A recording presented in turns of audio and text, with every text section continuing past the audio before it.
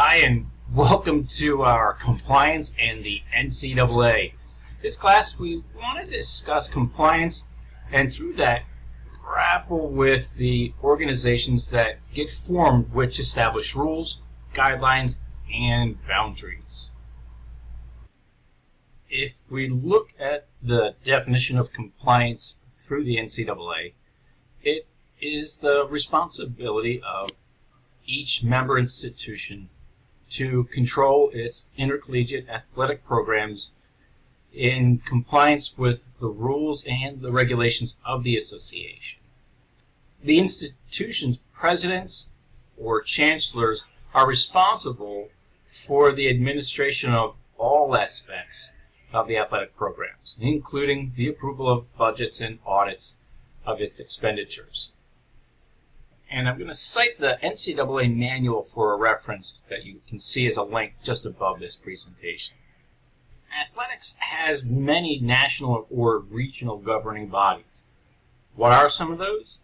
Well, the NCAA, that we may all be familiar with, conferences such as the ACC or Patriot League, Centennial, Landmark, National Federation of State High Schools, the IAAM, which is the Interscholastic Athletic Association, Baltimore Catholic League, the Maryland Public Secondary School Association, and the MIAA, or the Maryland Independent Athletic Association, are just examples of some of those nationally or even regionally. Thinking about the NCAA, we're going to talk about perception versus reality. And I want you to just take a moment and think about some of your perceptions or impressions of the NCAA. And think about what is it that you really know about the NCAA.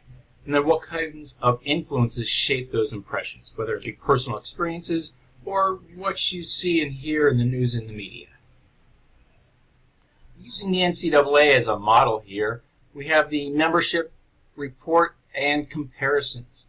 And here you can see the active members, which is 1,287. This, back in 1980, was at 738, and 1990, just a decade later, only rose to about 828. So the membership has clearly grown over the years.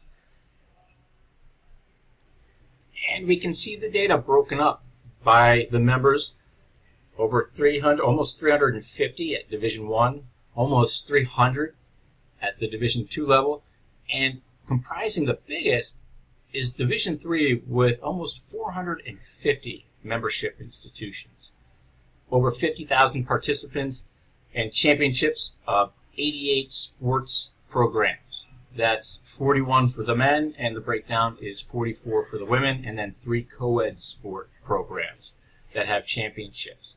And then the revenue is over $750 million. 86% of that comes from contracts from CBS, and it's amazing how that money gets spent or divided up amongst not just the institutions and the conferences, but also the student athletes. The NCAA has over 250 employees, and their hub or main home base is located in Indianapolis, Indiana. While I don't want to read the entire slide here, I do want to talk about the core values.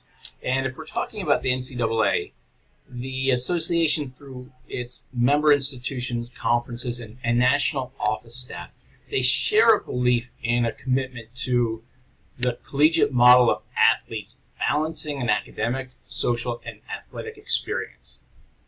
They want to see high levels of integrity and sportsmanship, the pursuit of excellence in and out of the classroom, supporting the role of intercollegiate athletics as they play the higher education mission within the community of the institution, and then an inclusive culture that fosters equitable participation for students, coaches, administrators from diverse backgrounds, and then respect for philosophical differences. What is the primary purpose of the NCAA? Well, it's to integrate athletics and student athletes with the mission of higher education. How do they accomplish this? Well, they want to stimulate athletic opportunities and develop leadership while upholding institutional control. And they do this conducting championships, maybe adopting legislation to administer college sports. They ensure gender equity within Title IX compliance. They'll help rewrite or help write playing rules and keep records. They'll also conduct research. And they'll cooperate with other amateur athletic organizations in promoting and conducting national and international athletic events. What are the differences in philosophy between the three divisions? Well, Division I wants to serve two major constituencies, university and the general public. With Division I, they want the sponsors at the highest feasible level, one or both of the sports of either football or basketball. Division II permits athletically related aid, but in a more modest basis than a Division I program may. And then Division III allows no athletic related aid at all. Divisions 2 and 3 talk about providing participation opportunities. And then Division 3 talks about serving the internal constituent or the institution.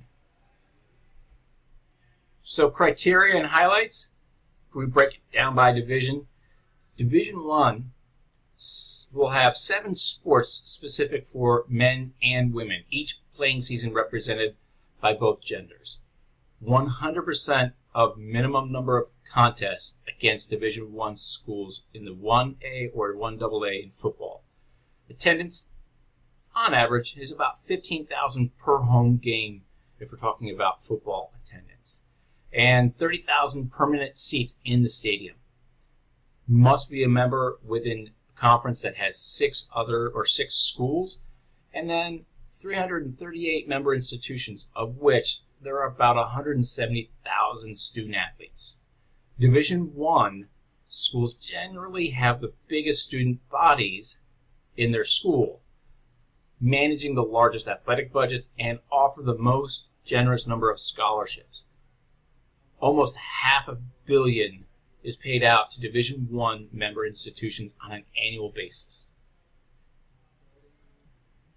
Division II, it's required that they have 4 sports teams for men and women, and then 2 can be for each gender. They must play 50% of their schedule against either Division II or I opponents. They have almost 300 active members, and they're about a 50-50 breakdown in public versus private schools. Undergraduate enrollment, about 45% men and a little over 55% for the women. And then the number of student athletes, you'll find there's about 60% of the male population in Division II, and then about 40% for the women. And here's a slide of some Division II expenses, and just a breakdown between the quarters as well as with football versus without. So Division III, they must have at least 4 sports programs for men and women and 2 teams for each gender. Football and basketball must play about 50% of their schedule against D3 opponents, and there is no aid on the basis of athletic ability. There are over 450 total members in the Division III institutions, and Division III is the largest division, close to about 40% of the overall membership within the NCAA. 81% of Division III institutions are private, while about 20% are public schools. Enrollment, we can go as low as a school or an institution that has 348 to the largest being over 21,000. But about average school sizes, it's about 2,700 students. The next things we're going to talk about are the operations. And the questions we're going to kind of delve into are, how does the NCAA operate? how did the NCAA get to be so big? And then how is legislation proposed and even passed? So let's start with the first one. When the Federation in the 1990s, the NCAA underwent a major restructuring, and the one school, one vote principle for approving legislation was replaced in Division I with a system based on conference representation. An 18-member board of directors made up of chancellors and presidents was established to direct the affairs of Division I.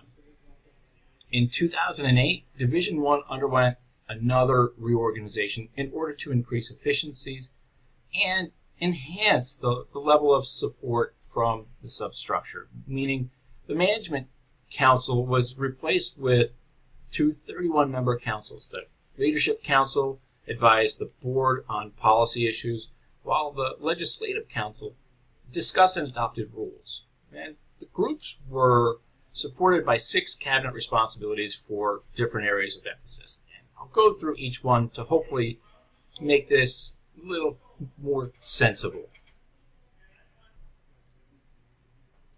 So if I talk about the legislative process and the difference in governance at the NCAA level, there's the President's Council and Board of Directors, that is an elected position, that make the decisions for the entire membership. This is inclusive of school presidents, student athletes, faculty reps, athletic directors, and senior women administrators. A body known as the Council will be responsible for the day-to-day operations of that division. At the Division II and III level, each institution still has one vote, the President Council and then the Management Council. So proposed legislation, you can either amend legislation or rules, and that would come from the President's Council, or this can be decided at the annual convention by a system of votes. Or looking at the types of votes, they have either a paddle vote or hand vote, and roll call votes, which is the use of an electronic device. And the voting process, before restructuring, it took votes by a division, and it became very controversial. And so the amendments would eventually be adopted without little conversation or fairness to the other institutions. So the NCAA will, on a yearly basis, go through and amend their rules, so to speak. And these will deal with a number of areas, from recruitment to playing seasons to competition to championships, and talk about the very nuances of each sport and very specific guidelines within each sport for in-season, out-of-season, and recruitment, and everything that you can potentially think about at the student-athlete and the coach and the institutional level. The National Federation of High Schools is the high school governing body, and since the 1920s, the Federation of State High School Associations led the development of education-based interscholastic sports and activities to help students succeed in their lives. They set directions for the futures by building awareness and support and improving the participation through experience. They established a consistent standard for rules and for competition, and they help those oversee high school sports and activity. It has offices in Indianapolis, Indiana, and serves all 50 states, plus the District of Columbia. The NFSH also publishes playing rules in 16 sports for boys and girls competition. They administer fine art programs in speech, theater, debate, and music, and they provide a variety of program initiatives that reach almost 20,000 high schools and over 11 million students involved in athletic and activity programs. And they'll compile research, and you can see a sample of some of the participation numbers below. And that's all I have for this class. I'll talk to you more in the next.